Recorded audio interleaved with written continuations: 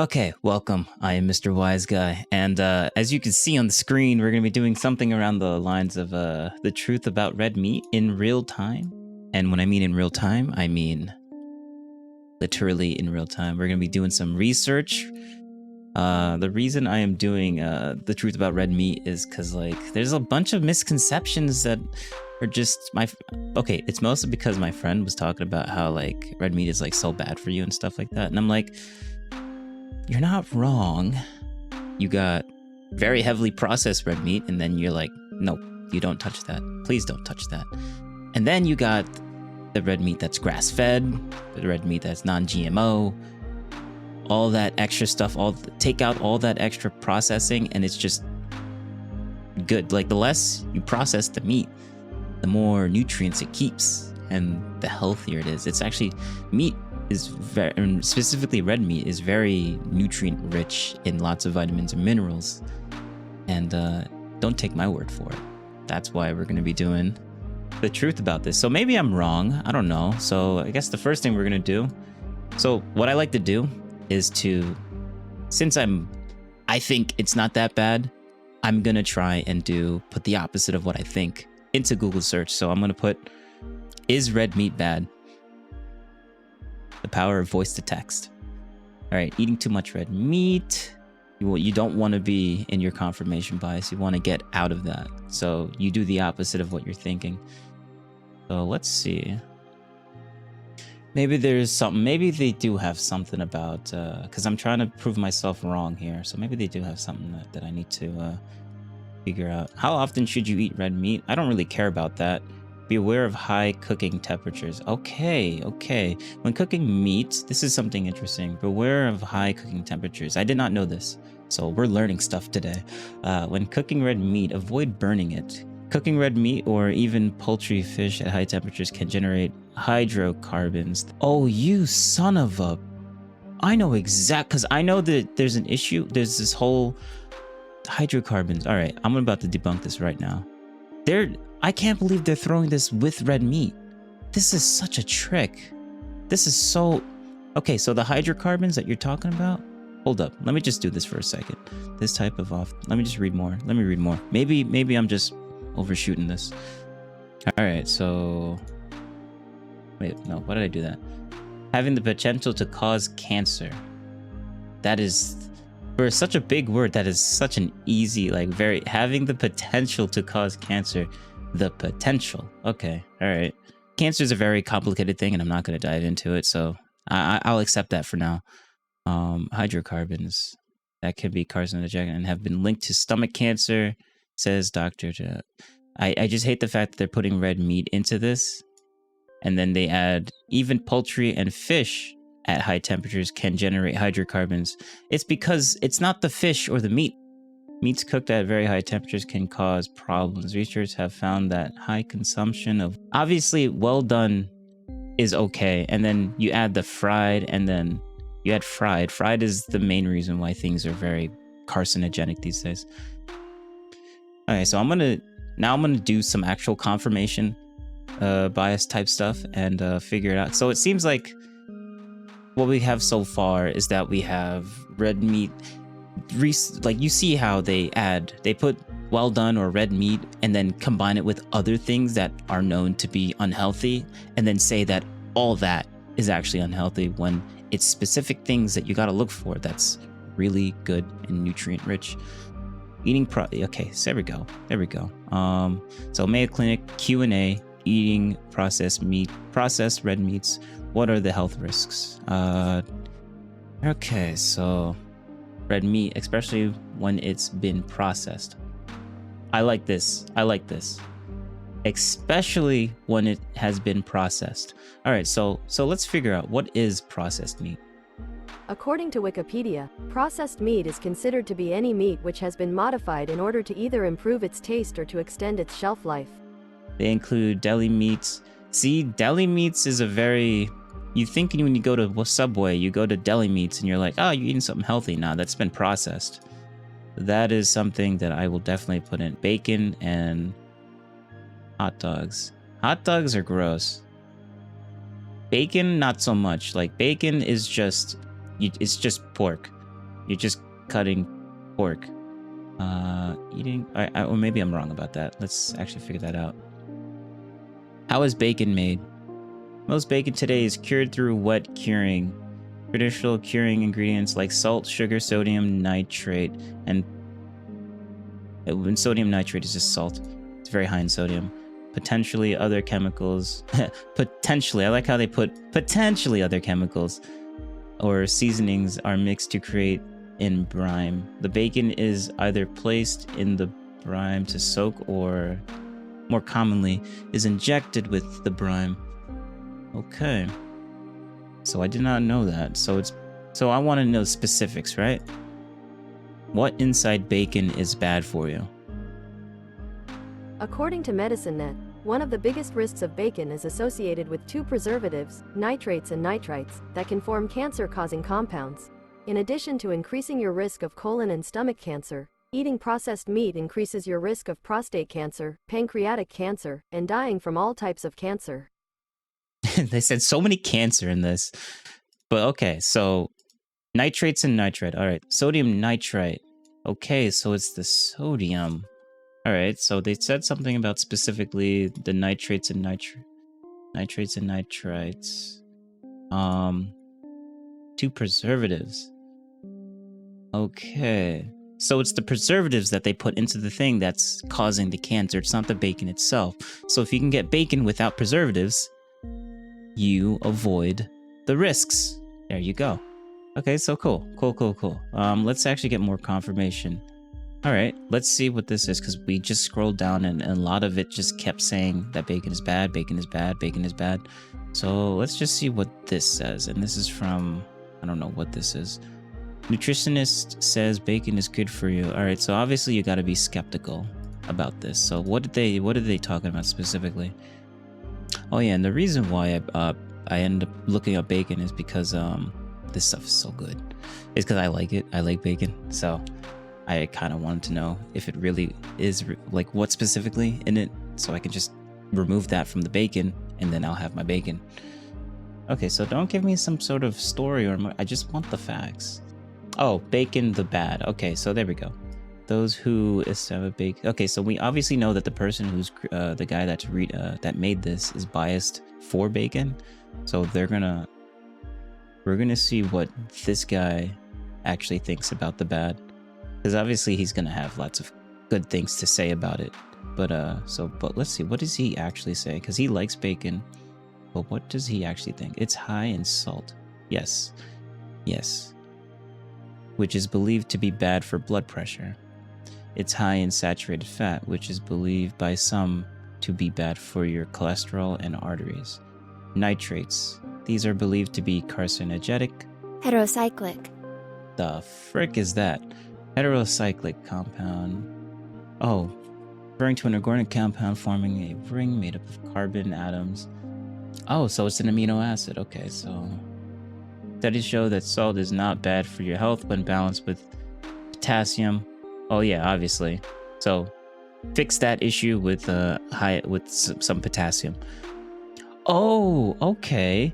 Because my next question. Okay, so I was reading this and I thought, okay, so maybe this is only specifically in bacon, right? Which is linked to all that stuff. HCAs are present in when all meats are cooked to searing, which is more in restial chicken skin and fresh cooked meat than in bacon. Oh, okay. I don't know about all that, but that's news to me. So the thing that's bad that's in bacon, the HCAs that's in the bacon, yeah, it's bad, but it's also in every other meat out there. Okay. Interesting. All right, so I like how he basically has the bad and then the good. So the bad is basically all the things that people talk about with the bacon and how it's bad. And then the good is literally just debunking all the things that he just put in the bad. So like, it's not really debunking. It's more like, yeah, okay, so scientists have found that is linked to cancer in observational studies. But what people don't tell you is that that same thing that they're talking about that's inside bacon is in every other meat out there. are present in when all meats are cooked to searing, which is more in residential chicken. And okay, so okay, cool. So that's a fair comparison. Okay, vegetables are the #1 source of nitrates.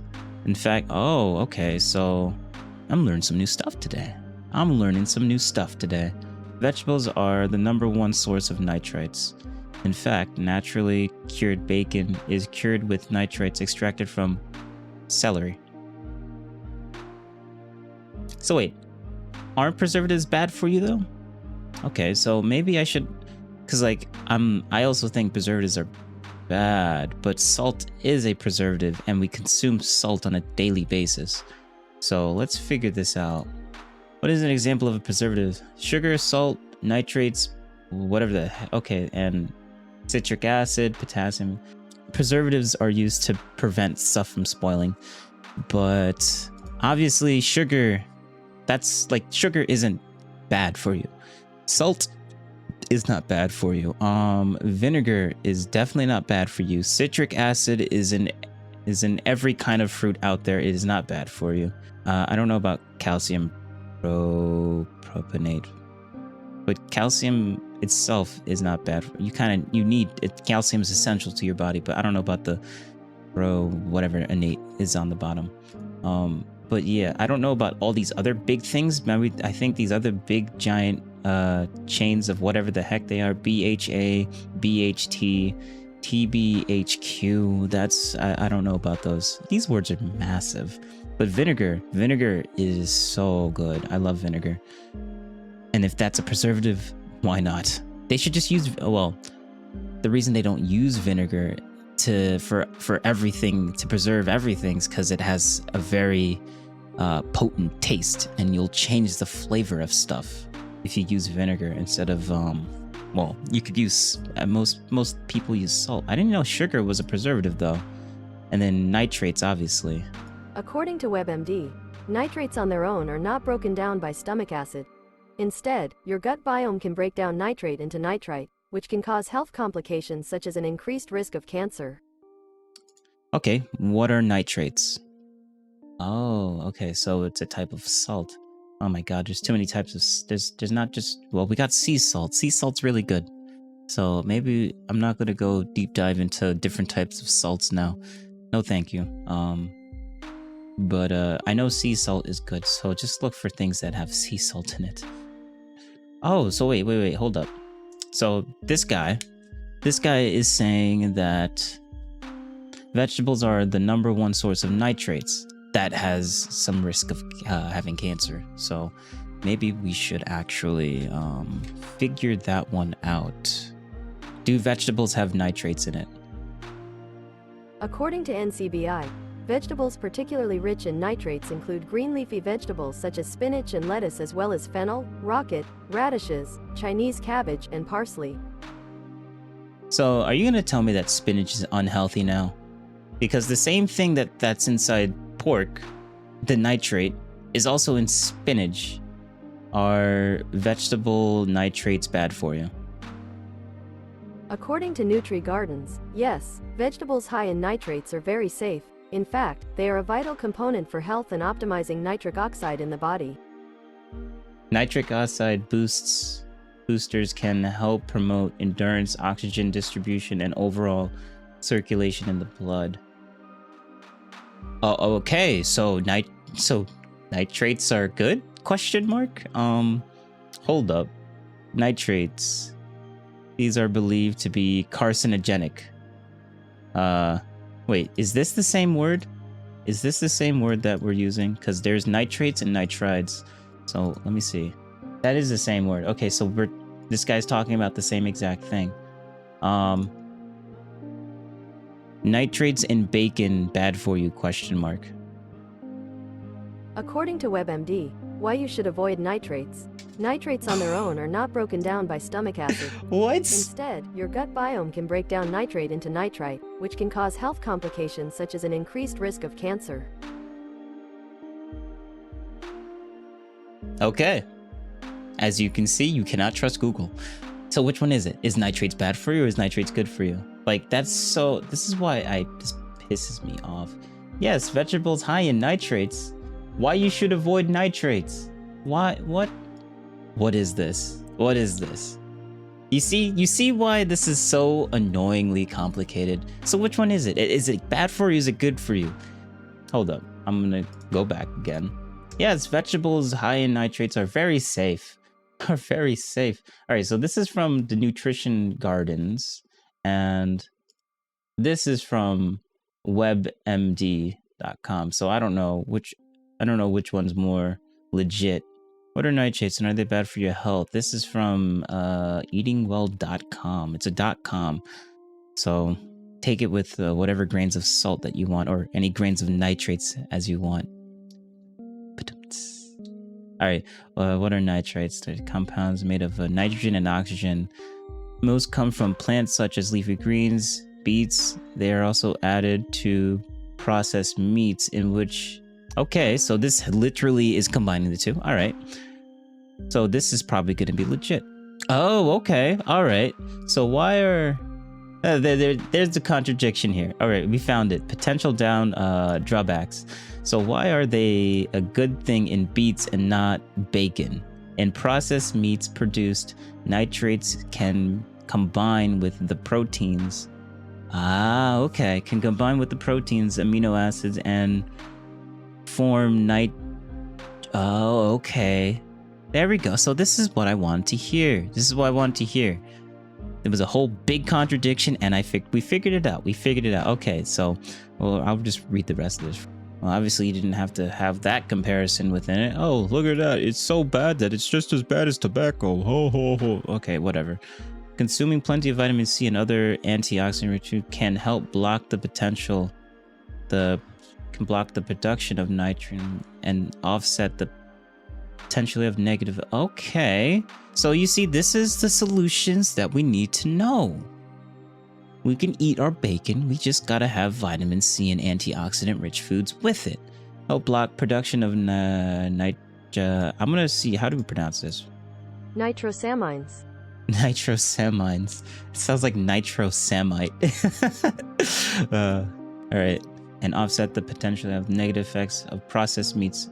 In fact, the manufacturers are starting to add vitamin C to cured meats just for this reason. Ooh, okay, so there we go. Offset the things of cancer. High heat can also contribute to nitrate formation. Why you should avoid nitrates. And then we got, yes, vegetables high in nitrates are very safe. That is very, very... Oh, that bothers me so much. So much. Contradictions, man. Pissing me off.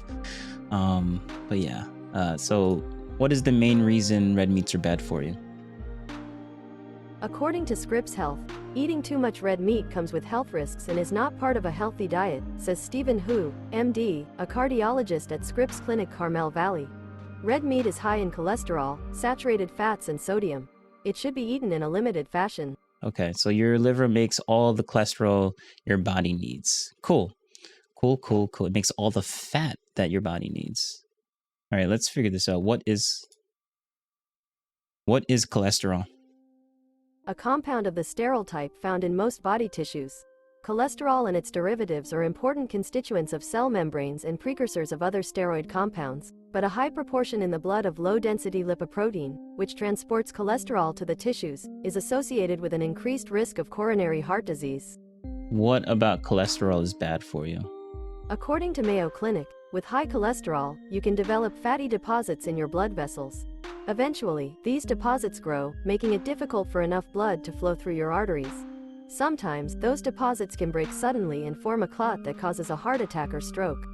Is there different types of cholesterol? Here's a summary from Centers for Disease Control and Prevention. What are LDL and HDL cholesterol? LDL cholesterol, sometimes called bad cholesterol, makes up most of your body's cholesterol.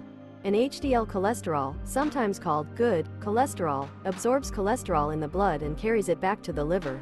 Where does cholesterol come from? According to Johns Hopkins Medicine, the cholesterol in your blood comes from two sources: the foods you eat and your liver. Your liver makes all the cholesterol your body needs. There's something I'm trying to I know there's a specific thing that I'm looking for, but I'm not going to say it directly. All right, what is the main cause of cholesterol? Many differences can be attributed to high blood cholesterol, including lifestyle factors like smoking, unhealthy diet, and lack of exercise, underlying conditions such as high blood pressure or diabetes. Okay, so hint, diabetes. There's a specific thing about cholesterol that I trying to make the computer say, or the main reason why people have high cholesterol, and it's not because they eat too much cholesterol. And I'm going to show you that Google just does not want to it'll hint at it by diabetes that I'm highlighting. Yeah, diabetes. What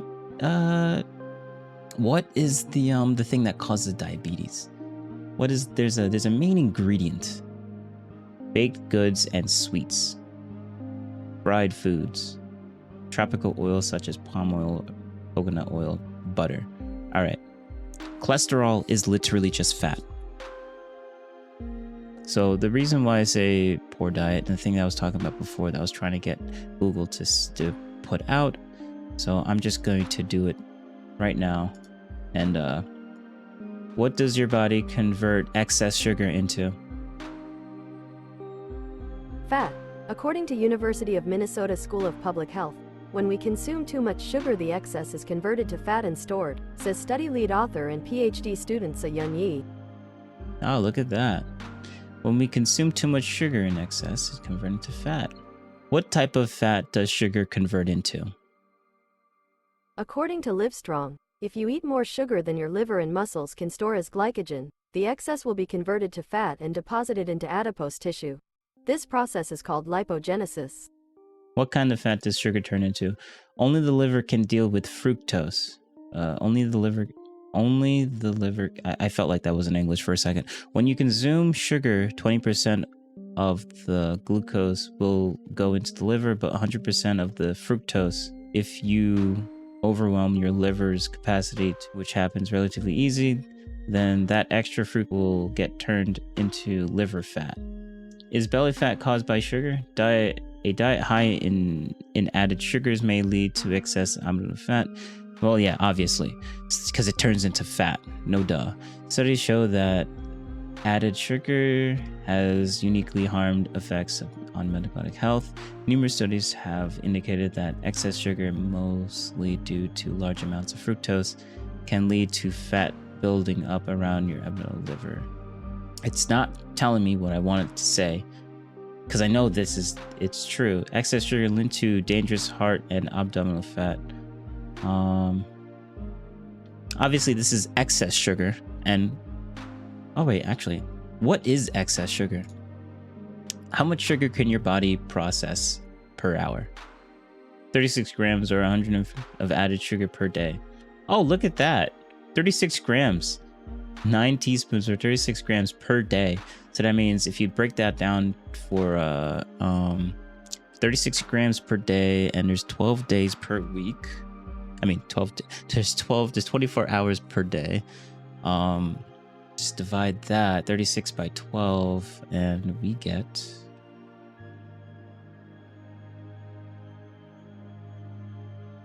okay, so 3 grams of sugar per hour is what you should be consuming. How much can your body process per hour? Obviously, sugar is being processed in the liver. So how much does the liver I'm finding anywhere from 20 grams to 60 grams per hour for both fructose and glucose, but would love more details specifically. There isn't a hard rule of thumb. It depends on the type of sugar. Okay. All right, so Reddit, let's see what we got here, Reddit. As well as what you eat with it. Your body weight and consumption also affects it as well. A continuous glucose monitor is what you're looking for. Oh. Well, this is Reddit, so take it with a grain of salt. Anyways, the whole reason why I brought up the whole sugar thing is that sugar turns into this type of stuff. It turns into fat. Fat is not bad for you in itself. It is, and fat is cholesterol. So high cholesterol means you just got too much fat in your body. But you also don't need to be, if you have too much of the good type of cholesterol in your body, because like whenever a doctor says, oh, you have high cholesterol, always ask them, is it specifically the HDL or the LDL? Because if you have too much LDL, then you're probably going to get a heart attack. If you have too much HDL, then you're fine. You're literally fine. And it's kind of hard to have too much HDL in the first place. It's really easy to get the bad kind because that's the stuff that just stays in your body forever until you use it. There might be more. High in cholesterol. Okay, so saturated fats. They've also done fat. We've done the sodium. We've debunked the sodium. We've done the cholesterol. So now we got to do the saturated fats. So let's see. Is saturated fat bad for you? It is one of the unhealthy fats, along with trans fats. I think trans fats are the worst kind, actually. These fats are the most often solid at room temperature. Foods like butter, palm oil, coconut oil, cheese, and red meat have high amounts of saturated fat. Too much saturated fat in your diet. Too much of anything is bad for you, by the way. I hate when people, it just doesn't mean anything. Too much of anything is bad for you. You gotta keep a balance. If you don't keep a balance, you're gonna have problems. Saturated fat can lead to heart disease and other health problems. Facts about saturated fat. How much saturated fat is good? Learn how to swap out saturated fats for higher healthy options. Oh wait, hold up. Here's something that we should figure out. Saturated fat, too much saturated fat is bad for you, right? How much sugar turns into saturated fat? So yes, if you eat too much sugar or too much carbohydrates, basically all this energy has to be stored somehow, and normally that storage is inside the fat cells or fat lipid, and those can accumulate inside the liver, and can cause what we call fatty liver disease. Then we got the high cholesterol. We kind of debunked that a little bit, which is, it's the same as fat. High cholesterol is just another fancy way of saying fats. And then high sodium. We already did the sodium. The sodium, that's probably the only thing that's really it seems like the truth. My conclusion for all this, it seems like the sodium, the combination of I forget what they said specifically, but the combination of the proteins of the sodium with the protein and creating nitrosamines. The funny word that I said in the beginning of this. Nitrosamines. That I didn't. Nitrosamites. Nitrosamites or whatever. I don't know. Nitrosamines. But yeah, that seems like the legit, something that's legit, and an easy fix for that. An easy fix. What do you call it?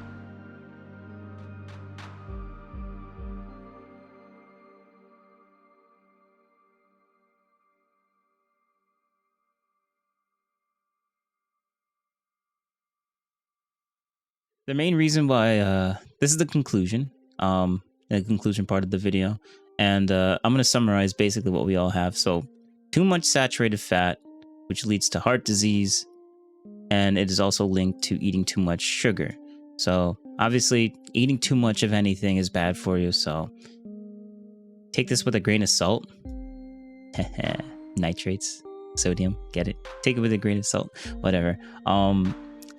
Too much of anything is bad for you. That's obvious. And what you also should know is that eating too much sugar is also linked to too much fat or saturated fat in your body. So fats, eating too much red meat and eating too much sugar gives you the same result when it comes to heart disease and stuff like that. That's a little bit of a, I don't know if I should say it like that, but you get what I mean. High cholesterol, well, cholesterol is just a fancy way of saying fat. And as again, too much sugar turns into cholesterol. And then sodium is actually legitimately something you actually need to worry about with the red meats. So the sodium or the nitrates that are in plants are perfectly fine and actually pretty healthy. It's just that when that same nitrate is injected or used in meats, since nitrates is a type of chemical and protein is a type of chemical, two chemicals combining end up turning into something completely different. And that's the thing that is toxic to you.